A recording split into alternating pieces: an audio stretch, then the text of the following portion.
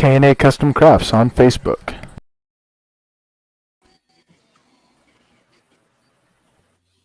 Hey, what's going on, everybody? Welcome to the Coast to Coast Entertainment Network. I am Ace, and tonight you're watching another episode of Tuesday Night Mania.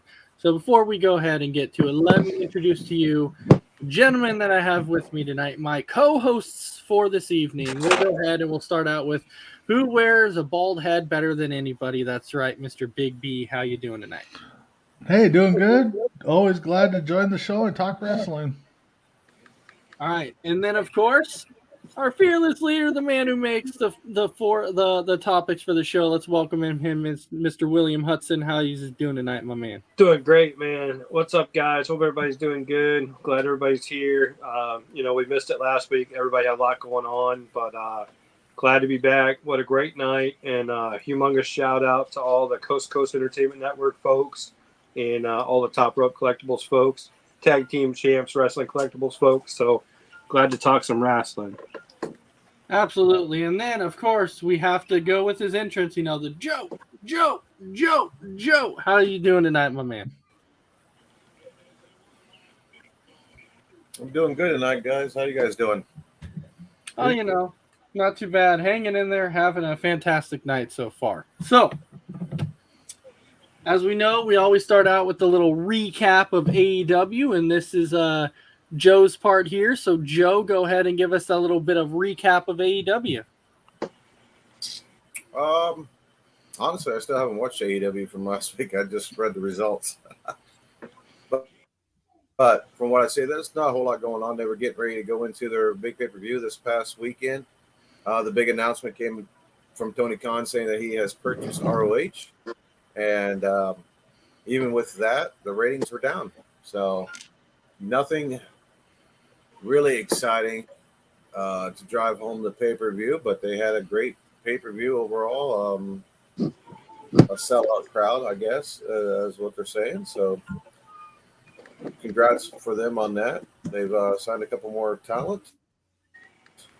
But other than that, nothing really a whole lot to talk about with them. They just finished off their pay-per-view. Now they're on to their next set of pay-per-views. Joe, let me ask you this. If they've got a product, which is AEW, and they're selling it, and they're on TV a couple times a week, if they're able to turn a profit, how much do ratings matter in 2022 versus how much they mattered back in 96, 97, 98? Nothing for them, I don't think. I don't think for anybody, really. I mean, people are tuning in to wrestling in general, and obviously wrestling's a big market. People are willing to pay for it on their network. So it looks like also AEW may be in talk with HBO Max, which is a good thing, for their streaming service. But then that's another platform. I got HBO Max, and I think it cost me like $14 a month. So, but to get all that old ROH content on there would be a good thing. But how many people are going to buy it, though? So they got so many different options out there right now. I don't think the ratings really matter as long as they're getting eyes on the product. That's kind of what I was thinking too. I wonder if we're all, as fans, putting too much interest in how much the ratings war is going on, because I'm not sure that it matters anymore. I mean, we're still talking about Nielsen ratings on cable networks when the entire world is shifting away from cable network. So I don't know, maybe we're programmed to think about it that way from the past about, ratings and, how many views they got every week. And maybe they're not, dependent on 2, 3, 4 million views. Maybe they're only dependent on 100,000, 200,000 views. Maybe that's what they're looking for. Plus, I noticed too, I don't know if you noticed this or not, but if you watch one AEW show and one Monday Night Raw or Friday Night SmackDown show, the commercials that are playing during those shows are absolutely different, 100% different. It's almost as if the people that are watching them, they've really generated those commercials just for that audience, and they've generated those commercials to a different audience. And if you don't know what I'm talking about, DVR yourself with Monday Night Raw, DVR yourself with SmackDown, and DVR yourself in AEW on Wednesday night, And instead of fast forwarding through the commercials, fast forward through the content, because the wrestling lately hasn't been very good. So fast forward through that, but watch the commercials. And you're going to notice a big, big difference. There's a big difference. You're not going to see the same commercials. They're looking at a different target audience. So I'm wondering, too, how much difference that's playing in, because Nielsen media ratings are not set up, as far as I know, and they never have been, to see what you're watching on your DVR. So if you go back and watch it on DVR later, they don't catch that ratings. They only catch it when you're watching it live, and it's only certain houses and certain homes that they're measuring on who's watching that. Well, yeah, because they do talk about DVR a little bit, and I don't know really how that works, because I have that sitting on my DVR right now. I got Rampage on there, and I got OVW and things like that. So, and they say they do count it, but I don't know how they count it, because I could sit on there for a couple of weeks before I decide to watch it. My big thing is, how do they break down the demographic of, okay, so they got 18 to 49-year-old males. Of course, I'm 41, so I guess I fall into that bracket, but how can they tell? My son may be watching, who's 24, but how can they tell who's watching it in my home? That's always been the crazy thing for me is, then they say, like, women are watching it. My wife doesn't really watch a whole lot of wrestling, but is she counted into that because she's in my household? Things like that. So I don't know how those Nielsen ratings work and how they get broke down to. But watch who the commercials are designed for. The commercials are designed for different people. And here's an example. If you watch Monday Night Raw, you might see the Dodge Challenger commercial with Goldberg 2 or 3 times during a Monday Night Raw. But then when you go over and you watch AEW on Wednesday nights on TBS, then all of a sudden the commercials may be something 100% different. I mean, just totally different. So I'm wondering if the target audience of AEW, I'll just go ahead and say what I was thinking, is geared towards the audience that's like 40 and up, the people that watched wrestling back in the 90s and the late 80s and stuff like that. And then the WWE is focused 100% on like the maybe 13 to 30 crowd. It's kind of what I'm thinking. So just some thought process there. I agree. Yeah, the only thing I was gonna say about that though, Will, is that you're asking if viewership and stuff makes a difference. Well, I will say to a certain degree it would, because if you're on a primetime network, a lot of primetime network will look at that and be like, well, what's the viewership like? Because big time networks have been known to pull off shows that haven't brought in the viewership that they want. So at that point is when I'm saying, if it is a big time network, it might. At that point, viewership could make a difference. But also, too, and I want you to think about this as well, and this stuff can be, researched very easily. How much did a commercial spot cost back in 1996? And how much does a commercial spot cost in 2022? So how much are we dependent on that viewership, really? When, nowadays, a product may cost $10 that cost 50 cents back in 96. So, for example, you may only need 200,000 views to see that commercial, because ultimately ratings is all about, who's watching the commercials, who's going to buy the products in the commercials. That's really all ratings is about, So maybe you don't need 1.4 million watching your show. Maybe you only need 250,000 watching your show. But they've really focused the technology, and the marketing is so much different. I'm telling you guys, if you really, really watch what's going on with the networks and the commercials, I'm telling you, it's very targeted, very, very targeted. I would challenge everybody that's watching right now and everybody in here, go watch those shows, watch the commercials, and then tell me I'm wrong, because I noticed it. And, I was in retail for 20 plus years, ran, super centers for the Big Blue brand. And, I learned a lot of marketing and stuff, and I learned a lot of the tricks and the tactics. And I'm telling you, I think that's what it's about. And I think that's why there's never a real panic when the ratings are down, you never really hear anybody say, oh my gosh, AEW is losing all these ratings. They're producing products, merchandise faster than anybody else is. WWE is pushing product out, but not nearly as fast as AEW is pushing it out. And the distribution is so hard to get that the merchandise where it is coming out to, it just sells out like crazy. So I think there's a lot more marketing involved. I think there's a lot more billionaires involved in AEW right now than any of us know. All right. Well, we do have a few comments here. So Cody is saying, "Gentlemen, how's it going tonight?" William, long time no see. Christy Wilson is here, and she's saying, based on what I've seen on Twitter lately, CM Punk's Revolution entrance is being seen as polarizing. And and then Christy's saying, "I guess I'm part of the AEW's target audience. I'm 46." So there you go. All right, so the next one was NXT. There really wasn't a whole lot that went on, except this week they had, NXT Roadblock. I haven't had a chance to watch that yet. I plan on watching that tonight after we're done here on the podcast. I was actually looking forward to the Ziggler and Breaker and Tommaso Ciampa match. I'm very, very excited to see that because I kind of want to see where they go with it. I believe that Breaker is going to retain. I haven't seen it yet, so don't. So if anybody has, don't give out any spoilers yet, because I definitely. I'm going to give a spoiler right now. Well, you better not, Joe. You better not. So there wasn't really a whole lot going on. I haven't watched it yet either. So. But all right, we can go ahead and jump into our next topic, which is we talked, last week about The Undertaker being in the Hall of Fame, and for a while there was like a little bit of talk that The Undertaker was going to be the only one going in this year, but it turns out that he's not now. So The Undertaker and Vader, and then today we also saw that another person got entered today in Psycho Sid.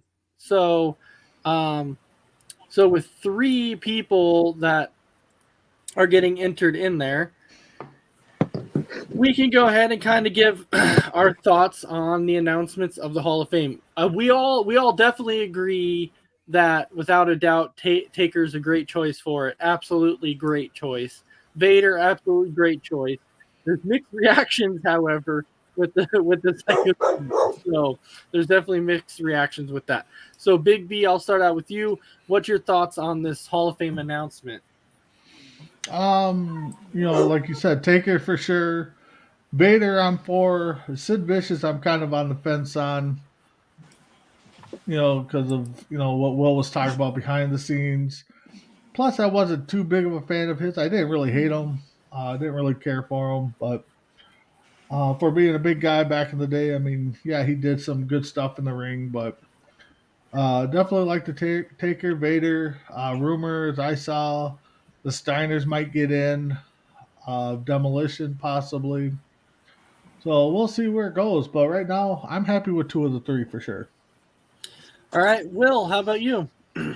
Absolutely no disputing Undertaker and Vader, 100,000%, man. They both belong in there, no doubt. Steiners, I would be shocked to see the Steiners going there. I know Vince is very forgiving, but I know there was a lot of issues between Scott and the WWE and all that. Are they one of the greatest, top tag teams of all time? Absolutely. Yep. But there's a lot of behind-the-scenes stuff with Scott that I think would really slow that down. So that's a rumor, and I don't see that playing out. It may, but I don't see it playing out, at least not yet. As far as Sid, great point by Big B there. We talked about this before we went live. The only thing I can say about Sid is, the guy, big deal in the ring, 2-time WWE champion, multiple-time WCW champion, always an awesome force over the years, a great imposing monster. But, the guy in today's life, in today's world, I want to try to keep it as clean as I possibly can. The guy's just not a good person. He makes plans. He schedules himself to be at appearances and events, and then he just doesn't show up. And he leaves the promoter hanging. He leaves the fans hanging. He leaves the people. Like, hey, we pre-bought tickets, and it's just the guy's a nightmare to deal with, and it's a shame because, he's really tarnishing his legacy. And the bad thing is, when his day comes and his time is over in the world, people are going to remember, all the stuff that he's done now to tarnish his legacy. They're not going to remember him, beating Shawn Michaels at Survivor Series 96 and winning the WWE Championship or WWF Championship back then. They're not going to remember that. They're going to remember, yeah, I was supposed to meet him in New York in March of 2022, and the guy didn't even show up, and I was standing there for a couple hours. That's what they're going to remember. And it's a shame because, that's certainly not what we want. We want to be able to meet our heroes and talk to them and get their autographs, take a picture with them or whatever it may be. But I think the guy really needs to fix his personal life and fix whatever he's got going on and stop standing up fans and stop standing up promoters. And that's the biggest issue. Vader, man, I'll tell you what, if they announce Vader as the top Hall of Fame guy for the class of 2022, I think that would have been a powerful enough entrant, just because I think so highly of Vader. And I think he was always underrated, especially when he left WCW, went to WWE. That whole thing was just a horrible nightmare for his career. But I think he could have been a headliner of the Hall of Fame by himself. And then, of course, The Undertaker. I mean, you could sit here and talk for the next 30 years about The Undertaker's career, literally. 30 years in the ring. So, tremendous class so far. They could end it. They could call it right now with Vader and the Taker, and it would still be awesome. The only thing I think it's a shame with Vader is, waiting until somebody's, already passed away. That's such a shame, man. They need to catch that stuff beforehand. Vader knew, and everybody knew, the world knew that he was dying slowly, and they could have got him in there. They had him in there to induct Stan Hansen. He was in there to induct Stan Hansen.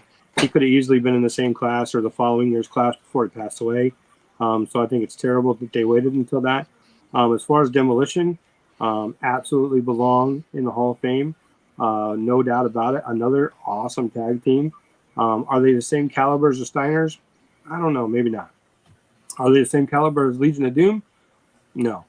But that's because, in my opinion, the greatest tag team of all time is Legion of Doom. But everybody has their own opinions on great tag teams. The Four Horsemen, Arn and Tully.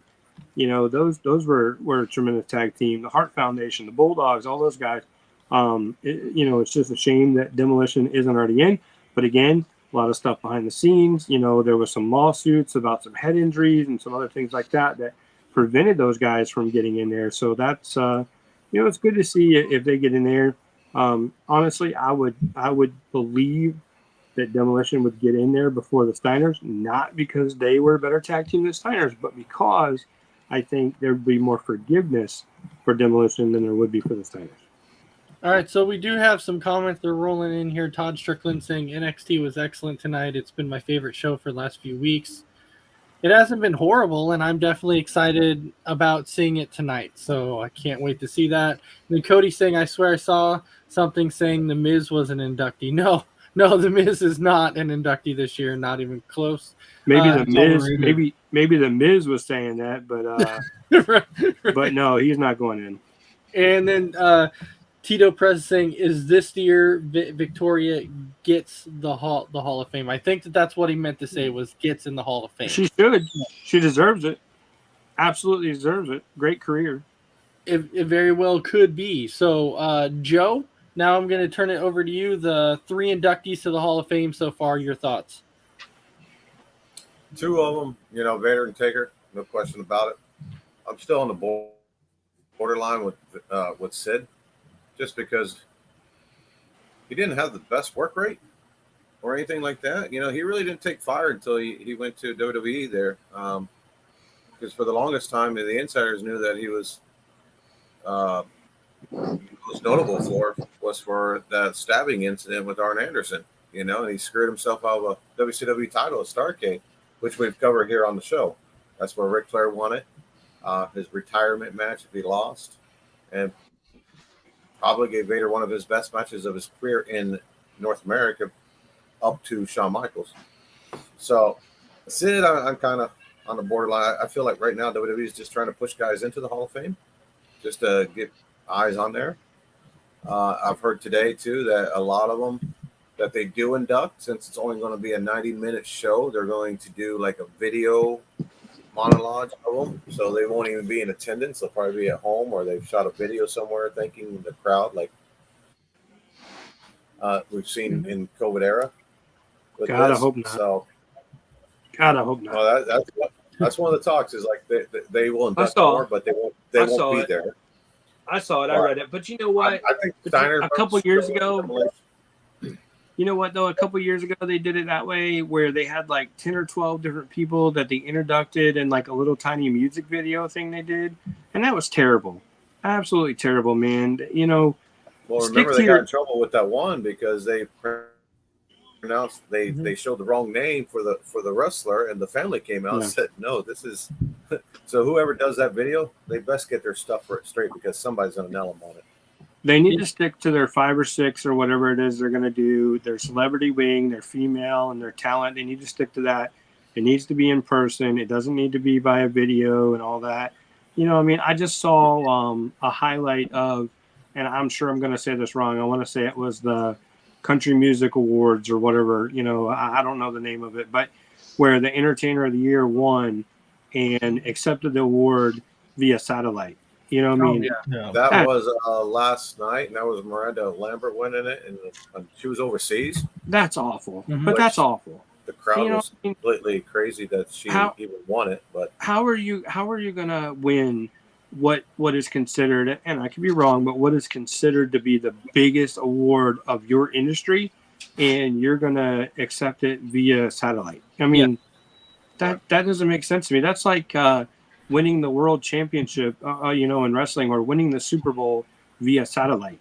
You know, the other team hasn't put up enough points all year, so we don't think they can beat you in the Super Bowl. So we're just going to go ahead and award you the Super Bowl this year. What?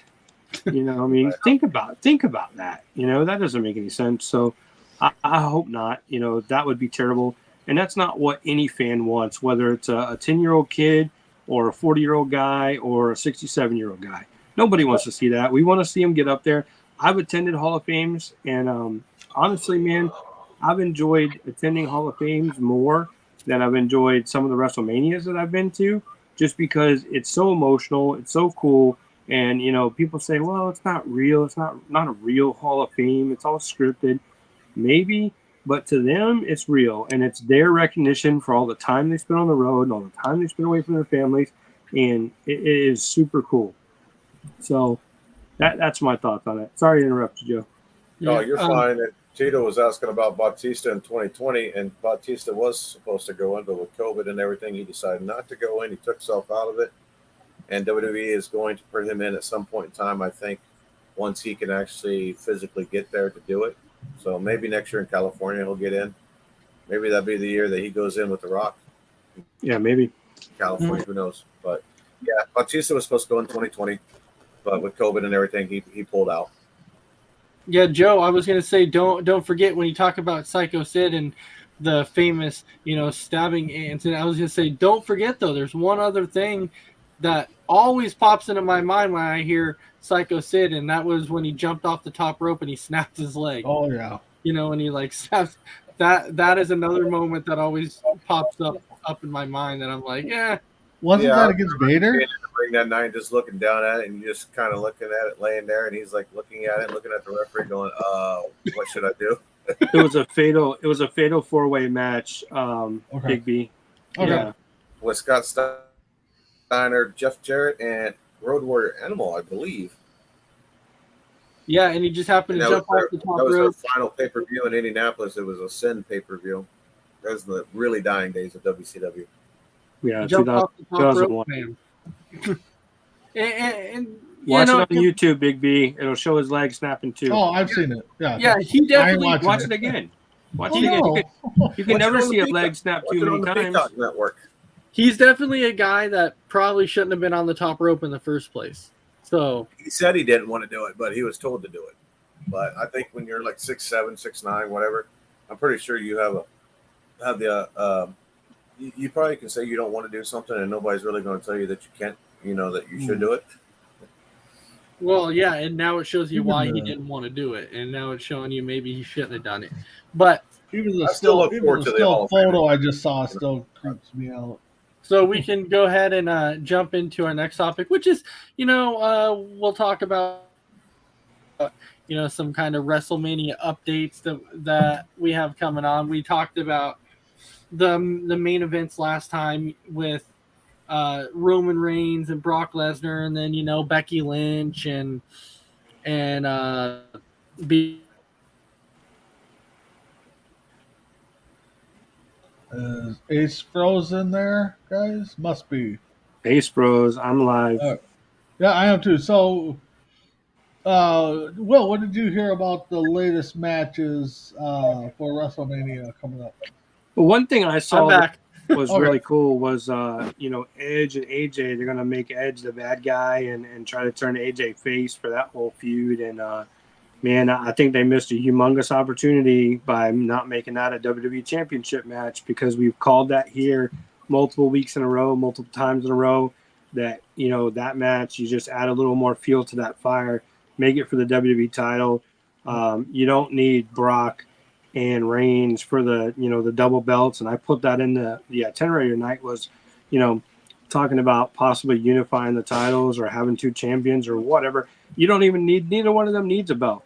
But, you could still have it for the Universal Championship. It should have been, and they still have time to do it. Hopefully they will. Edge versus AJ, WWE Championship match, and that's what it should be. Becky, man, I don't even know if Becky's going to be at Mania, honestly, with the whole the throat issue, the larynx issue, and that's super serious. One little wrong turn or one little wrong tweak and stuff, and that can kill you very, very quick. You can look it up and do some research, some medical research on that. But that is just as serious as having a heart problem or an aorta problem, any kind of heart vessel problem. So I mean, literally, you could die very easily, very quickly from that.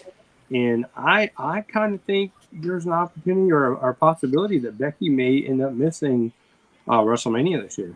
So, two thoughts on that, Will. Like you were saying, just really quick. The one, and I couldn't believe it was actually a comment that I actually saw tonight. That I'm like, really, somebody's gonna actually put that comment out there? I was like, that's kind of a ridiculous comment, because it showed a picture of Becky Lynch in the hospital. And as it shows her laying there, somebody puts a laughing emoji, and somebody's like, "Well, what's so funny?" And they're like, "She's faking it, right? This isn't. She's not actually hurt." I'm like, "She's hurt." I was like, "If you truly believe that this was part of the storyline," I'm like, "No, it's definitely not part of the storyline. She's legitimately hurt. So if you're gonna sit there and laugh about it, that's kind of ridiculous, like, because she's legitimately hurt. Mm-hmm. And then the other thing, people were questioning the heel turn for Edge. They were questioning that, and they're like, I don't know if they made the right move. I'm like, no, I believe they did, because Edge makes a fantastic heel. Mm-hmm. Edge is a great heel. So I think that they hit that perfectly by turning Edge heel. I really do. If it's going to be Edge and AJ like it's supposed to be, Edge is the perfect one to be heel, because he's that perfect heel. And actually, I'm very interested in this match. I think it's going to be a very, very great match. This is definitely one of those once in a lifetime matches that you can legitimately say this is the first time that you've ever seen this match, because you've never seen these two wrestle before anywhere. And so this is the first time. Now, the other one that we saw, though, too, that I'm kind of glad the Intercontinental Championship is not involved, is the Sami Zayn versus Johnny Knoxville. I'm okay with the match. I'm just glad that the title is not involved in that one. Right. So, all right, Joe, your thoughts on the updated card and everything. Well, they just added Liv Morgan and Rhea to the women's tag team title match last night. Mm-hmm. So congratulations on Liv getting her another shot at the championship. That's 2 years in a row for her. Well, she was in the tournament part of it last year, but didn't quite make it. But good for her. Edge and AJ, I think, have the potential to steal the show. I really do. I heard somebody, Will and Tito's over there talking about Roman and Brock 15 minutes or over. Probably could go over. I think there are going to be a lot of false finishes. There's going to be a lot of interference on the bloodline. So I can see 30 minutes on that. There's a rumored match for possibly Shane McMahon coming back to face Seth. That was talked about today, which unfortunately right now Seth doesn't have a match, and we're only a couple weeks out from WrestleMania. Supposedly they're going to finalize the card next week, so they need to get on it because there's a lot of top talent that doesn't have matches right now that you gotta fill seats, man. With the card the way it is right now, would I pay to go see WrestleMania? Yeah, just to be a part of it. But I mean, to pay for 2 nights, no, I wouldn't do that at all because the cards are not, in my opinion, strong enough for it. But I think Rousey and Charlotte's going to be really good. I think Charlotte's going to have her work cut out for her. She's going to have to carry that match big time because you can still see how green Ronda is all these years later. So, other than that, I look forward to WrestleMania, but they need to start doing some stuff here soon to pique interest. Well, let's not forget though too that it's supposed to be Kevin Owens versus Stone Cold too. So Now so they're that going back and forth on that. They're saying Stone Cold has agreed to come in and do the KO show, but he's still. And I get Stone Cold, man. He's got a legacy he's got to worry about and protect, and he wants to know about what the future is for him and money and things like that. All those big things when you get to be a big star that you worry about. I think they should do a match. I think night 1 we do the KO show, sets it up for a night 2 match, and as we've said, guys, they don't have to be a long match, man. Have them come in, let them do what they do best. Let them throw punches at one another. Let's get some stunners in there. Stone Cold can do those kind of things. Don't get all crazy and crap. Make it a street fight so Stone Cold doesn't really have to be a Stone Cold character that we all come to love, which is what he wants. He wants to make sure that the fans get their Stone Cold's work. But if you do a street fight style like Brett and Vince did years ago, even though that was not a good match at all, you still got the chance to see Brett one more time. Let Stone Cold come out and do that, and you get a big pop. And maybe Kevin Owens goes over, and it sets him up for something bigger down the line, and we all get to see Stone Cold do what he does best. I think it's going to be about a 30-minute segment. It's going to be, including intros and everything. It's going to be about a 30-minute segment, and it's going to be the KO show.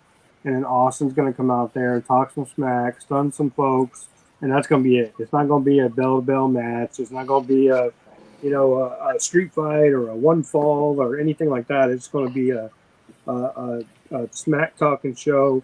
KO is great on the mic. Some people would disagree, but I think KO is great on the mic. Oh, he's awesome. And Austin's great on the mic. And you're going to have KO and Austin running their mouths at each other on the mic, and that's going to be entertainment value. That'll go on for about 5 minutes. Then the intros will be probably 10 minutes apiece.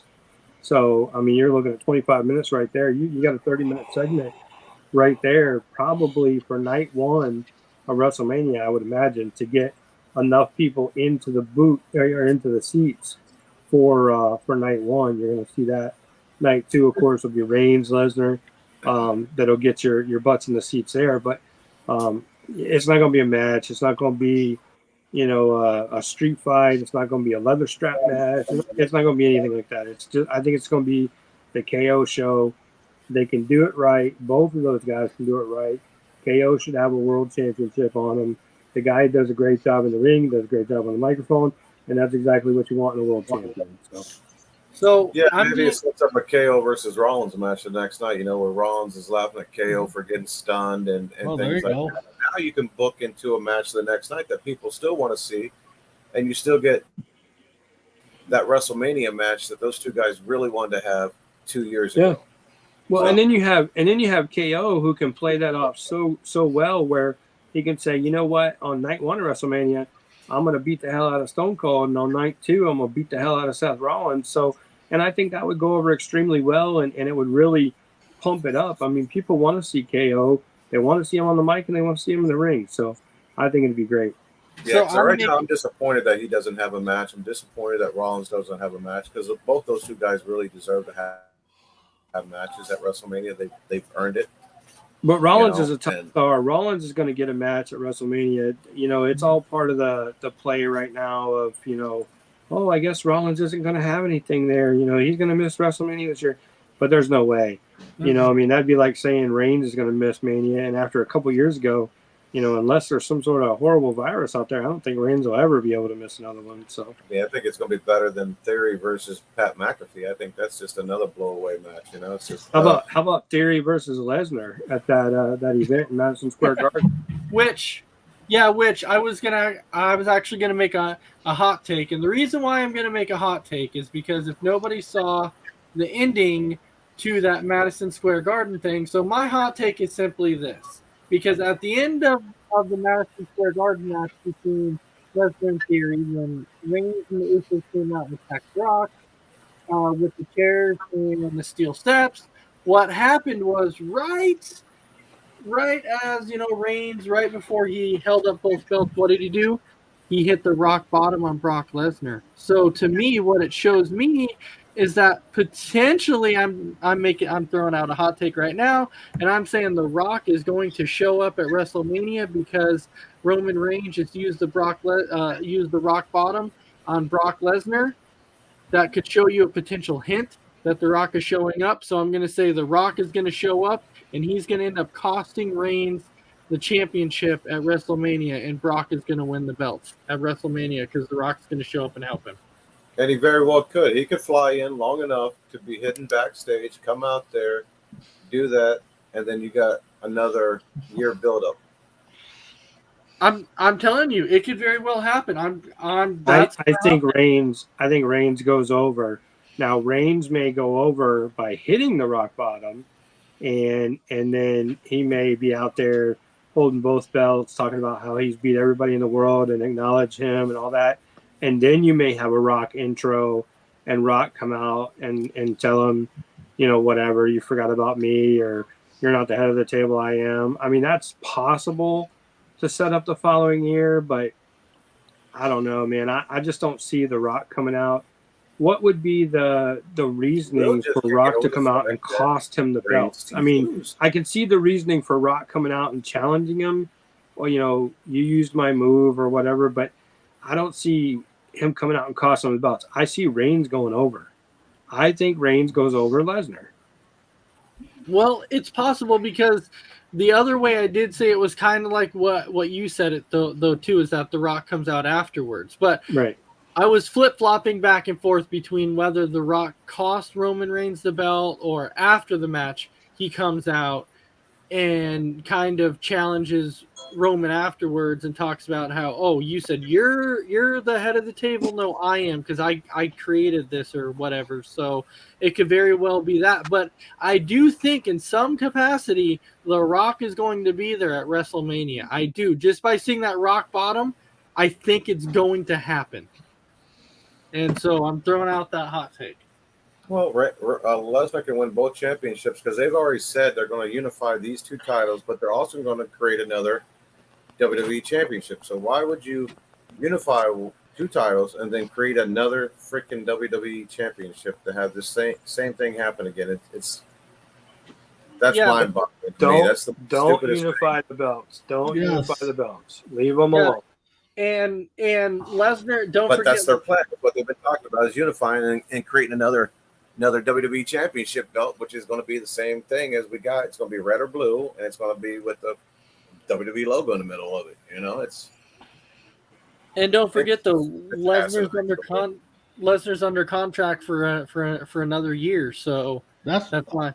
So that's why I'm saying he could win also because he is under contract. Well, that's the talk, is like he could win it. And then there was a talk that to make the new championship, you got Seth Rollins, you got AJ Styles, and two other guys in a match, and that's where Rollins or maybe it was KO in that match too, but one of those guys will get the new championship and almost be. And I don't see this scenario happening again, where they present the guy with the championship like they did when Brock originally went to SmackDown with the Undisputed Championship, and they gave Triple H the big gold belt. Yeah, I don't see that happening again, but I could see where they say Lesnar walks out with a championship, he takes his time off that he does. Now you need another champion. That's how they create that championship, and you get the four guys in there that everybody's been wanting to see win a championship and hold on to it for an extended period of time of Styles or Lashley or Owens or Rollins. all right. So we can go ahead and jump into our final topic of the night. Big which B, is, what's your thoughts there? oh, Big sorry, Big Big B. B. Sorry, Big Big B. B. Sorry. Taking over the place. Just go out there to the He side. left you out, Big B. Ace No, left you out. that's okay. I mean, you guys all make good takes. I caught it up there though. I'm looking out for you. First with the heavyweight title match, I really hope they don't unify them. I really think it's going to end in a no contest. I think. But right now, the only match that I'm really looking forward to seeing is AJ versus Edge. I mean, I'm going to watch WrestleMania no matter what because I've watched every single one of them. But if I was just a casual wrestling fan, I would not watch this WrestleMania event because nothing intrigues me besides AJ and Rollins. Or, I'm sorry, AJ and Edge. Stone Cold coming back, okay, that's cool.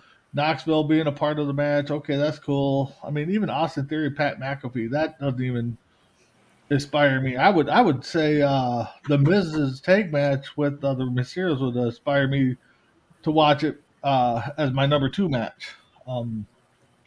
But yeah, they need to do something.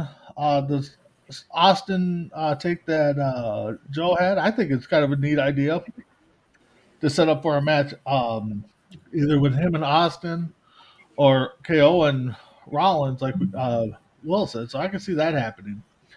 But and I do think The Rock's going to be there. Like Ace said, possibly coming out after the match. If Roman goes over, but I think it's going to be a no contest match. That's an interesting take. I haven't heard that one yet. I just hope they don't unify the titles. I really hope they keep them separate. And if like Joe said, if you're going to bring in another title, why unify these ones? Mm-hmm. Makes sense. Yeah. Makes sense. All right. Well, now and my bad. 5-day World Championship belt. My bad, Big B. I completely forgot. We've been talking about this for a while, so it just slipped my mind. But no, you're right, cool. You're cool. So now we can go ahead and jump into our final topic, which is the historical moment, the Great American Bash 1991. It sounds like Will wants to go ahead and get started on this one, so Will, go ahead and take it away. It's been a little while since we had a historical moment. The last show we had, we ended up running out of time. We didn't have time for it, and of course last week weren't here, but historical moment, Great American Bash 1991 from Baltimore, Maryland. WCW coming fresh off of, being known as NWA, and huge deal. That pay-per-view, if you haven't watched it and you like the old school stuff and you want to see where a lot of the things that are happening today came from, you got to go and you got to look at this card. Some of the great stuff on there, man. One of the matches on there that nobody gives any credit to, never heard of, never seen, all that stuff, was Ron Simmons versus Kevin Nash. Kevin Nash is on there as Oz. That match is really good. I would highly recommend that. You had some other great matches on there. You had Scott Hall on that card as the Diamond Stud. He had a great match on there against the Z-Man, Tom Zink. He was victorious over the Z-Man, really good. His manager at the time was Diamond Dallas Page, which was really cool. Back before DDP was a wrestler, he was manager. Very cool.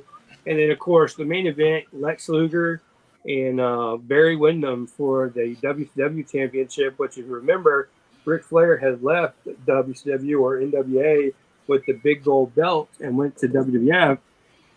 And it was supposed to be Ric Flair versus Lex Luger for that pay-per-view, but Flair took off, left WCW, quit, went to WWF, took the belt.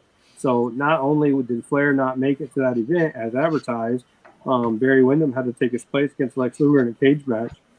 And then on top of that, they didn't even have a belt to give Lex Luger when he won the World Championship. The WCW belt wasn't done being made yet by the time of the pay-per-view, so they gave him one of Dusty Rhodes' old Florida Championship Wrestling belts that looked just a little bit similar to what the new WCW title at the time that was coming out looked like.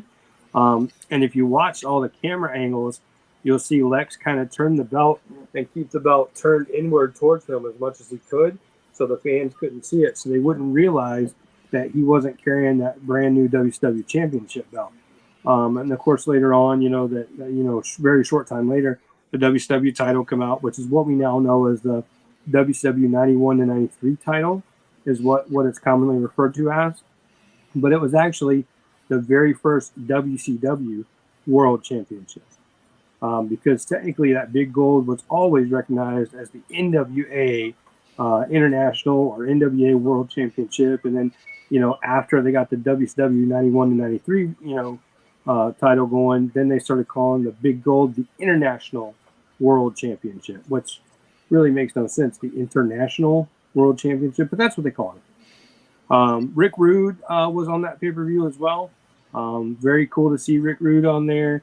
A lot of really, really great matches, guys. Go back, check out Great American Bash, WCW 1991 main event, Lex Luger, Barry Windham in a cage.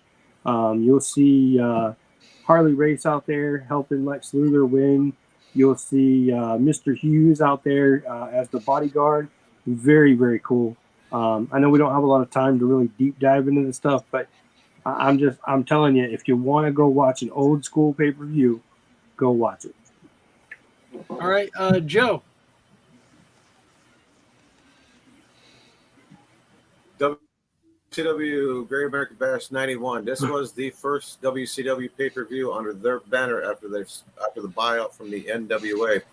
And I was looking on Wikipedia, and you guys probably take a look at it. It's really cool because the VHS box, that's how old this pay-per-view is. On the box, it has Ric Flair in that beautiful black and white robe, and on the other side of it has Lex Luger, and it was called Legend versus Legacy. That was the tagline going into this whole entire pay-per-view. But for WCW's actual first pay-per-view under their banner, a whole bunch of things got changed up as Barry Windham and was supposed to team in a six-man tag team match, got pulled at the last second, as we all know. The history behind that. It went from being a bad guy to a good guy, and Lex put him over as he became a face. The main event match on that whole entire thing was originally the six-man tag, Steiner Brothers and Missy Hyatt. Yep, there it is. Against Arn Anderson, Barry Windham, and Paulie Dangerously. That was the original six-man tag team match. The main event match was not the World Heavyweight title match. The main event match was the second steel cage match, and it became a handicap match. Rick Steiner beating Arn Anderson and Paulie Dangerously because Missy Hyatt got taken to the back, or kidnapped, as they say, right before the match started. So it's crazy to think, you're crowning a new world champion, and they're going through all these changes, and your main event match is the dog-faced gremlin against Arn Anderson and Paulie Dangerously. But a lot of great talent on there, guys. Really a Hall of Fame caliber lineup. Obviously, WCW got better over the years, but this was their transition, and a lot of those guys that was there or left was because of a guy that didn't know how to run the company, who was a Pizza Hut corporate guy who wanted to shave Ric Flair's hair, put an earring in his ear, and call him Spartacus. Could you imagine Ric Flair coming out to the ring as a 16-time world champion? Spartacus. It just ain't happening. But we get what we thought we were going to get. We're going to get to see Ric Flair versus Hogan in WWE at WrestleMania. We didn't get that. We've covered that, what happened there. So a lot of cool things happen in it. Not one of the best pay-per-views, but if you look at the history, that's where you can kind of start to see where things were changing in professional wrestling. So it's always good to go back and look at that and see how things progressed over the years, because a couple years later, guys, we're into the NWO, we're into the ratings wars, as we were just talking about, the Monday Night Wars. So this kind of starts it all. All right, Big B. How about you? No, I mean, just looking at the card on, like Joe said on Wikipedia, I gotta go back and just watch the Ricky Morton Robert Gibson match. I mean that, you split up a great tag team right there and put them in singles competition. I might just go back just to watch that match. But yeah, like you guys said, I mean the first pay per view, a lot of things went wrong. Card got shuffled, and the start of WCW was revealed, and things changed. So yeah, definitely a good card to go back and watch. I'm definitely going to have to go look at it. All right, well, that brings us to basically the wrap up of the show now. So we're going to kind of just give our final thoughts and the wrap up. So, and I know, Joe, since you're usually back there, I know usually we go to you last because you're usually stuck behind Will. But guess what? You don't have to go last this time. I'll let you actually go first. Okay. Well, I'm looking at the WCW Great American Bash. And what's cool is the next one after that is the guys that we've been talking about all night long. Sting versus Vader for the WCW World Heavyweight title. So you got to watch that. And then WCW Great American Bash goes away for 3 years. So follow that in chronological order. You won't be disappointed because that was a really good match. I ain't got much to say, guys. I enjoyed it tonight. It's been a while. Antsy, got friggin' wrestling marks out there that think that this new group in AEW is going to be the next Four Horsemen. So hopefully you send this video to that guy, and I challenge him to come onto our show. Yes. I will be more than happy to allow him to express himself openly. But then I swear to God, I will stomp a mud hole. I will stun him and tell him that group will never be better than Four Horsemen. It might be better than that Paul Roma Horseman era, maybe, but the original. Well, yeah, there was like 4 or 5 different Horseman eras. So yeah, I mean, you could pick one of them. He might have a shot at it, but if he's going to go with anything that remotely has Ric Flair, Arn Anderson, Barry Windham, Tully, you ain't winning that one. No. It's not even better. It's not even better than that. Man. Paul Roma was incredible.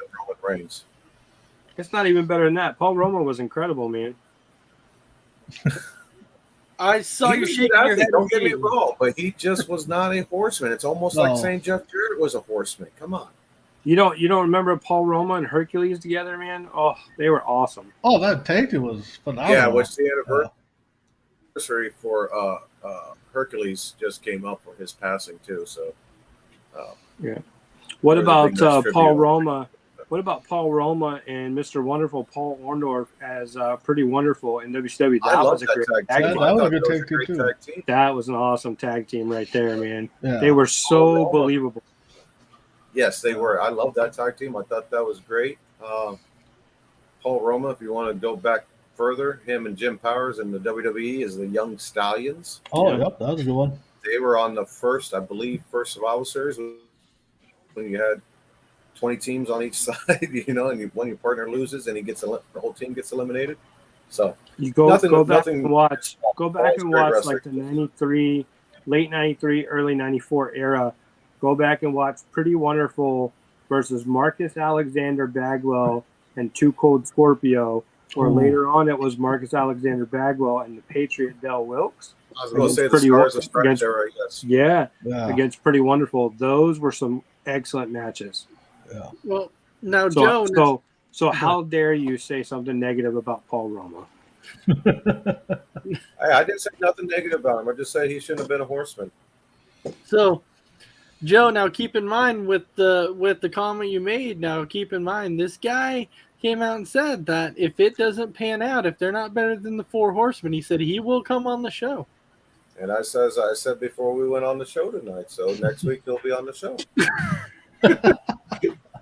I like AEW, guys. I ain't gonna lie to you. I think they got some great stuff, and I think they're doing some stupid stuff. But this thing here, as much as I like AEW, this is not happening. This is like the guy saying Wardlow is going to be. He's like the Roman Reigns of AEW. Come on now. Right.